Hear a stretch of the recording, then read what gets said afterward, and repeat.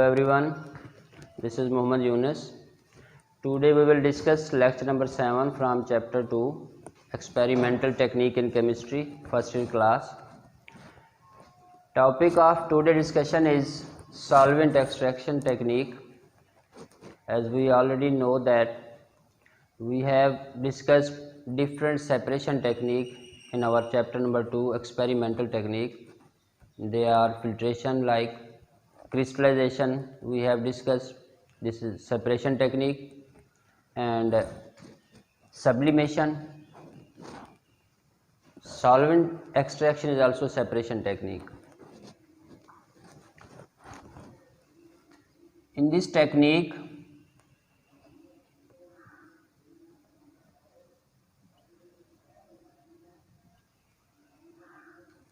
solute is separated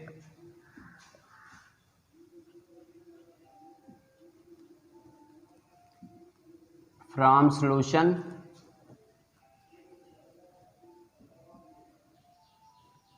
by shaking it with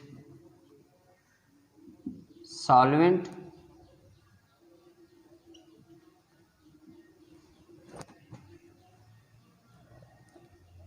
in which solute is more soluble.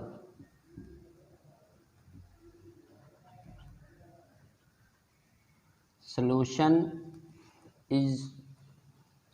is separated from the solution by shaking it with that solvent in which solute is more soluble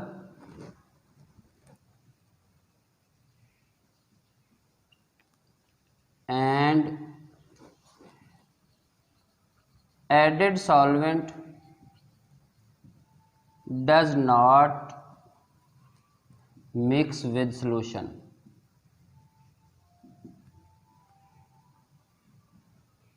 This is solvent extraction technique. होता क्या है कि solution में से organic synthesis, importance है ये solvent extraction technique की कि आमतौर पर इस टेक्निक के ज़रिए ऑर्गेनिक सिंथेसिस जो हैं वो सॉल्यूशन में से सेपरेट की जा सकती हैं।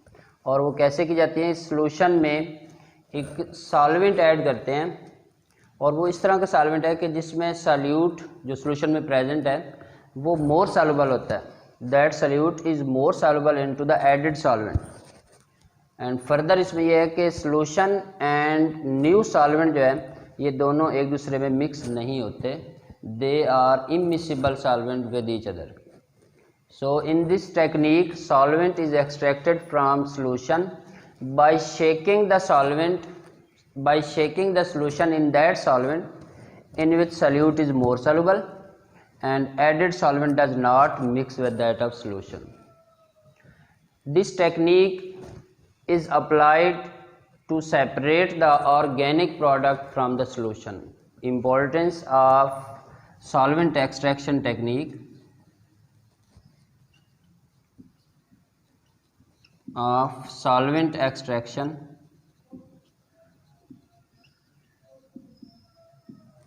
organic products of organic synthesis, they are separated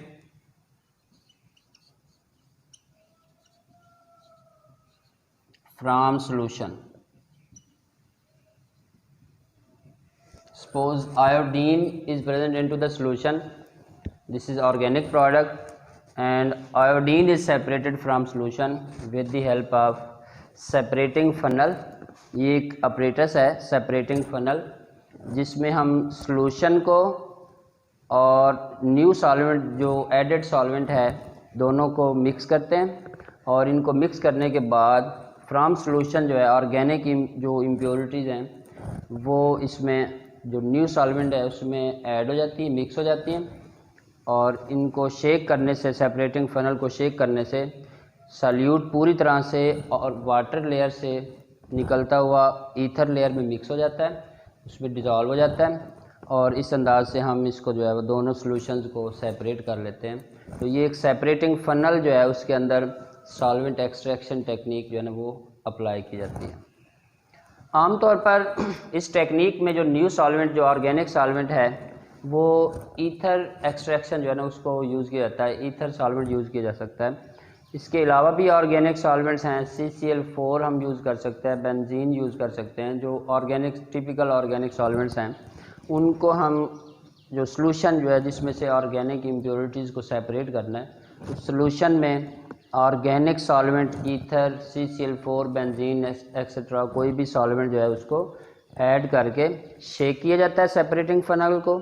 जब प्रॉपरली शेक कर लेंगे तो ऑर्गेनिक इम्प्योरिटीज़ जो होंगी वाटर में से निकल के ईथर या CCl4 या जो भी ऑर्गेनिक सॉल्वेंट है उसमें डिज़ोल्व हो जाती हैं। क्योंकि अहम बात ये इसमें है, according to like dissolves like, organic compounds they organic components they are more soluble into the organic solvents.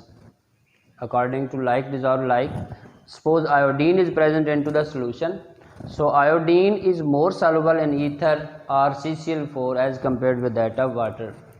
So if we add organic solvent into the solution, then components या organic solutes they are more soluble into the ether, so they will dissolve from water layer into the ether, and from this method solution में से जो impurities हैं, जो organic components हैं, organic synthesis हैं, वो water में से जो है वो ईथर में शिफ्ट हो जाएंगी और उसको जो है वो फ़िल्टर कर लिया जाएगा। सबसे पहले वाटर लेयर सॉल्यूशन जो है ना वो अलग हो जाएगा और उसके बाद ईथर जो सॉल्वेंट है इंक्लूडिंग जो ऑर्गेनिक कंपोनेंट है सपोज आयोडीन, उसको जो है वो सेपरेट कर लिया जाता है।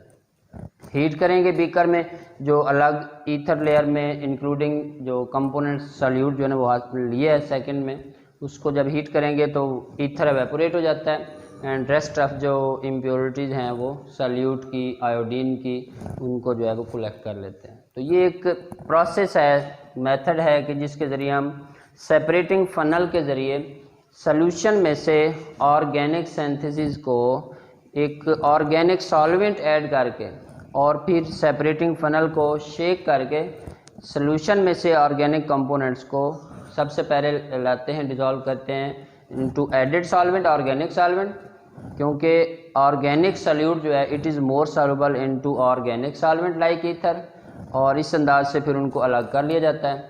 ईथर एवेपोरेट हो जाएगा और ऑर्गेनिक इम्प्योरिटीज़ लाइक आयोडीन तो उसको जो है वो अलग कलेक्ट कर लेते हैं। तो ये इसका जो है वो प्रोसेस है। अहम बात इसमें एक ये है, इस प्रोसेस को जब हम सॉल्वेंट एक्सट्रैक्शन टेक्निक जो है उसको जब अप्लाई करते हैं तो उसमें ये होता है कि सेपरेटिंग फनल में फ़र्स्ट टाइम जब सॉल्यूशन लिया है जिसमें आयोडीन प्रेजेंट है, आयोडीन प्लस वाटर जो है, ये एक सॉल्यूशन जब हमने सेपरेटिंग फनल में लिया है तो इसमें हम एडेड सॉल्वेंट यानी ऑर्गेनिक सॉल्वेंट जब ऐड करेंगे तो इसमें एक दो अहम चीज़ें इसमें आती हैं कि अगर हम इसको लार्ज वॉल्यूम में सॉल्वेंट को ऐड कर दें और सिंगल टाइम यानी उसको मिनिमम जो है वो उसको शेक करें तो उससे जो आयोडीन की जो कह लें कि area of contact with that of new solvent जो है वो क्या होगा, और अगर हम इसको सॉल्वेंट जो एडेड सॉल्वेंट की अमाउंट को कम मिकदार में ऐड करते जाएं, रिपीटेडली ऐड करेंगे तो उस वक्त आयोडीन की जो है वो solubility with that of ether क्या होगी। तो इसमें ये क्वेश्चन भी मोस्टली जो है वो पूछा जाता है कि why repeated extraction is more efficient using small volume of solvent as compared with that of single extraction using large volume of added solvent, कि अगर हम इसको लार्ज वॉल्यूम यूज़ करें और इसकी जो है वो शेकिंग जो है या इसकी जो सेपरेटिंग फनल में जो है वो अगर हम सिंगल टाइम में करें तो वो इतनी एफिशिएंट नहीं है एज़ कम्पेयर्ड कि अगर हम इसमें स्मॉल वॉल्यूम यूज़ करें और रिपीटेडली इसमें सॉल्वेंट ऐड करते जाएं और शेक करते जाएं तो उससे मैक्सिमम जो प्रोसेस है वो उसमें एरिया ऑफ कॉन्टैक्ट सॉल्यूट का ऑर्गेनिक सॉल्वेंट में एस्टेब्लिश होता है, area of contact time and again इसमें जो है वो बनता है, इक्विलिब्रियम मैनी टाइम एस्टेब्लिश होता है तो जिससे मैक्सिमम सल्यूट जो है वो सॉल्वेंट में डिज़ोल्व हो जाएगी और उस अंदाज से जो है वो उसको हम सेपरेट कर लेंगे।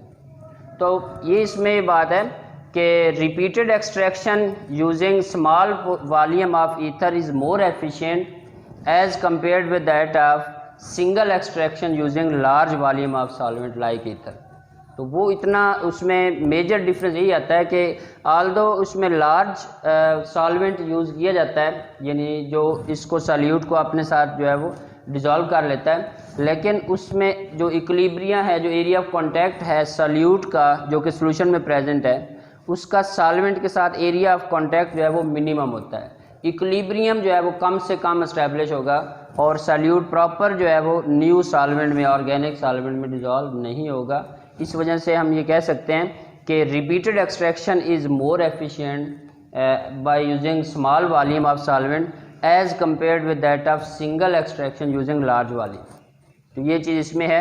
बहरहाल जो सॉल्वेंट एक्सट्रैक्शन टेक्निक है उसको सेपरेटिंग फनल ऑपरेटर्स के अंदर जो है एक सॉल्यूशन जिसमें organic impurities like iodine present हैं उनको अलग कर सकते हैं अगर हम उसमें सेपरेटिंग फनल में न्यू सॉल्वेंट ऐड करें, क्योंकि न्यू सॉल्वेंट जो है ऑर्गेनिक सॉल्वेंट इसमें सॉल्यूट जो है वो मोर सॉल्युबल है as compare to that of water. तो जब इसमें एडेड सॉल्वेंट मिक्स होगा, शेक करेंगे सेपरेटिंग फनल को, तो उसमें solute particle iodine water solution में से निकलते हुए ईथर में डिज़ोल्व हो जाएंगे और ये ऑर्गेनिक सॉल्यूट तो ऑर्गेनिक सॉल्वेंट में आ जाएंगे। वाटर में जस्ट जो इनऑर्गेनिक इम्प्योरिटीज़ हैं वो रह जाती हैं।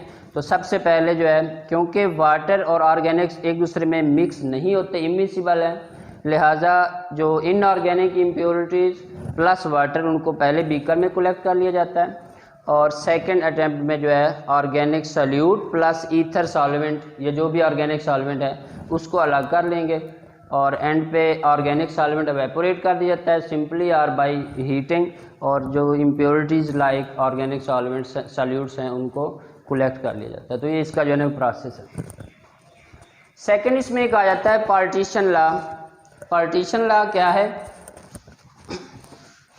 पार्टीशन लॉ ये है कि सॉल्वेंट एक्सट्रैक्शन टेक्निक में सॉल्यूट क्योंकि दो सॉल्वेंट्स में मिक्स हो रहा है, फर्स्ट सॉल्यूट जो है वो प्रेजेंट है वाटर में और जब इसमें ऑर्गेनिक सॉल्वेंट ऐड किया है तो वाटर में से सॉल्यूट जो है वो डिज़ोल्व होता हुआ किस में आ गया, ऑर्गेनिक सॉल्वेंट में। तो इसमें पार्टीशन लॉ बहुत अहम जो है ना वो रोल प्ले करता है। इसके स्टेटमेंट ये है पार्टीशन लॉ की, या डिस्ट्रीब्यूशन लॉ भी इसे कह सकते हैं, कि solute distribute itself between two immiscible solvent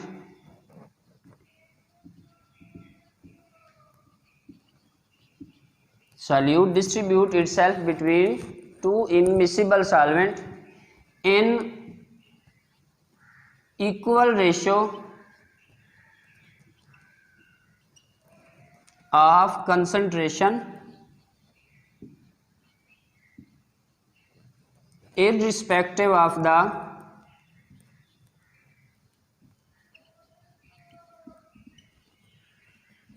amount of